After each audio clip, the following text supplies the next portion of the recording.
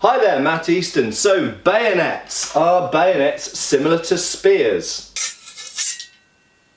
On the surface of it, it seems like a musket or rifle with the bayonet attached is fundamentally similar to a spear. It's essentially a polearm and it has a spike on the end. So you'd be like, oh yeah, I know how to use a spear, therefore I know how to use the bayonet.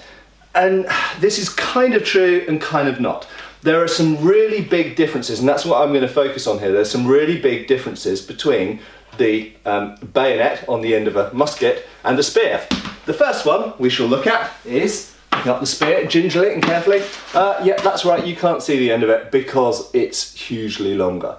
Okay, so one of the big differences between a bayonet and a spear is a huge amount of length. Now, I know some of you will say, oh, but Matt, there are shorter spears. And yeah, that's absolutely true. So you can see I'm 6'1", and this bayonet comes up to maybe the top of my head, but it's about 6 foot long.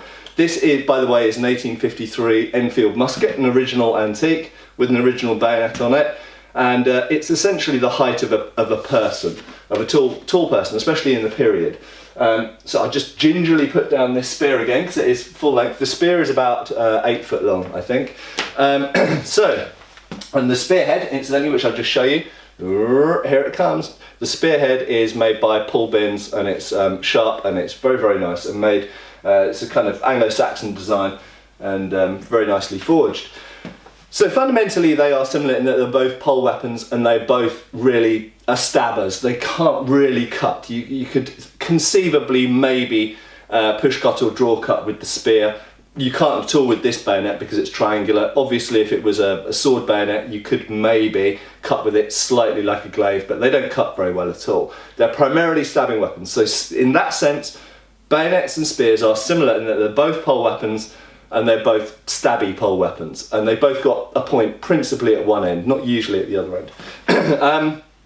However, that's pretty much where the similarity stops. The first big differences we've seen is length. Okay, the fact that this is only 6 foot and spears can be 8 foot. Obviously, pikes can be up to 12 or even 16 foot, but usually spears are taller than a person. That being said, if we look at Fiore or Vardi, for example, they're clearly using shorter spears, and the shorter spears, certainly in Europe, seem to have been, in the Middle Ages anyway, principally for fighting in armour. Because if you're fighting in armour, the fight comes close, you don't want a particularly long, unwieldy spear. Equally, on the flip side, the armour enables you to get closer to the opponent without very much risk at all. So a poleaxe length, in other words, for fighting in armour, pole arms like poleaxes and spears and whatever else tend to be about man height, because that's what works best. But if you're unarmoured, so we're talking about most other periods outside of the sort of late Middle Ages, then usually spears are longer than a person. However, I do understand that's not the case. So we'll ignore the length thing for now, except just to say that usually spears are longer than bayonets on the end of rifles. And also I should mention that generally speaking, this is about as long as a bayonet on a rifle or musket ever gets. In later periods, for example, when the bolt-action rifles came along and things like that, even with the Martini Henry, they tend to get a bit shorter. So the next thing is, due to that length, the lead hand is closer to the opponent's weapon, particularly if they're using swords. Okay, so if your opponent's using a sword, you don't have very much risk of being hit in the lead hand with the spear because it's so long. However, the biggest risk of using the bayonet against a person with a sword is that they can reach your lead hand, because the length between the point of the bayonet and your hand is about the same length as a sword blade. So that's always a risk. Okay. The next difference is a little bit more subtle and maybe something that people don't think of that much. So one of the advantages to a spear, and again this is 8 foot long, so I'm having to manoeuvre this gingerly, is because it has a plain and smooth shaft, you're able to shift where your hands are on this really, really easily. And that has all sorts of advantages. Number one, it means that I can deliver a thrust by just driving with my back hand, which is incredibly quick, and I can leave my lead hand in the same position. Equally, if someone knocks my point offline and closes in with me, I'm able to bring my backhand around and actually hit with the back end of the weapon much more easily. So essentially, having two hands which can slide up and down the shaft, so to speak, makes the weapon more versatile. Okay, with the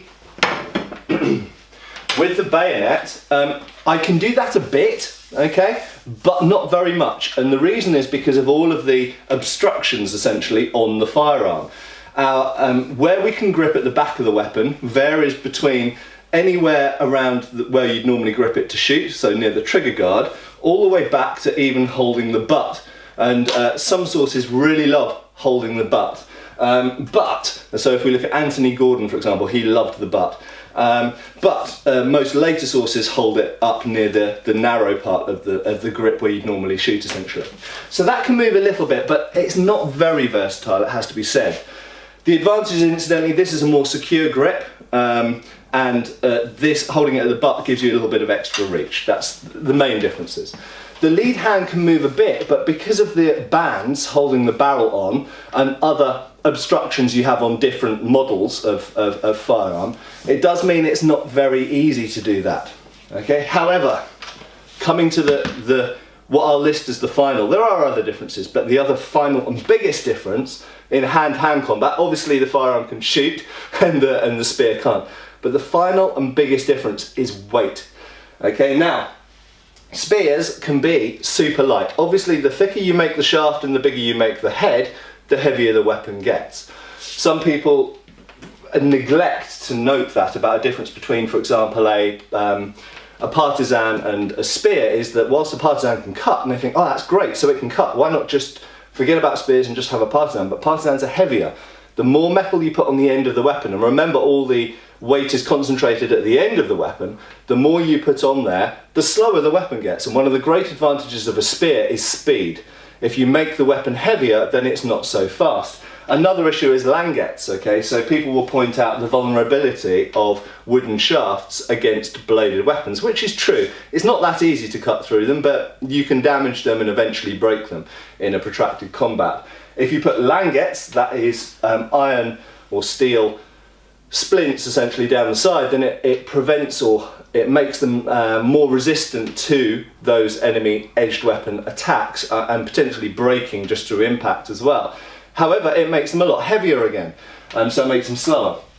So with the spear, one of the great advantages of it is the speed with which it can stab and stab again, okay, and move around, move from high to low, left to right, change its targets. It's a bit like the small sword of the polearm world, and it's really, really nimble. The bayonet is absolutely not, okay? Thanks to the massive firearm that the bayonet's connected to, this weighs around 9 pounds.